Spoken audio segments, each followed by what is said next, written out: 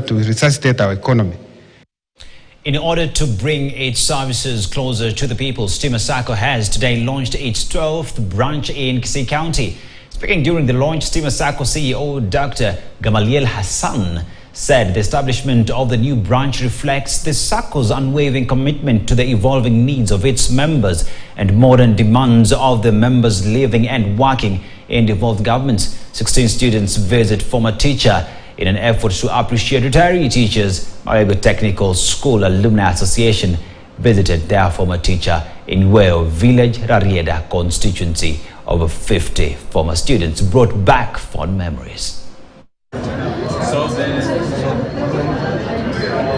can imagine that it responds to a major aspiration of the people of Kisii and its environ. Secondly, the opportunity to encourage the potential economic benefits emanating from increasing access to financial services in the region.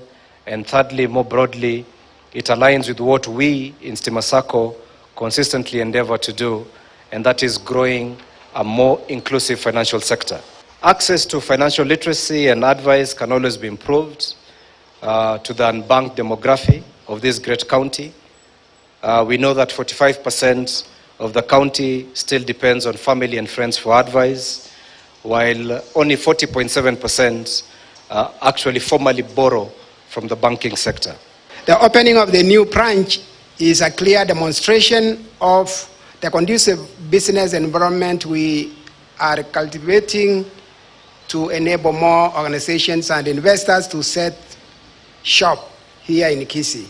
We recognize that Stima DT Sacco has members across the country.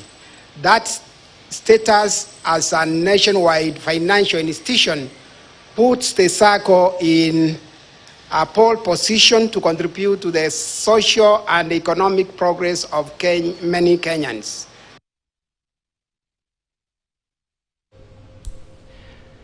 In an effort to appreciate retiree teachers, Mawego Technical School Alumni Association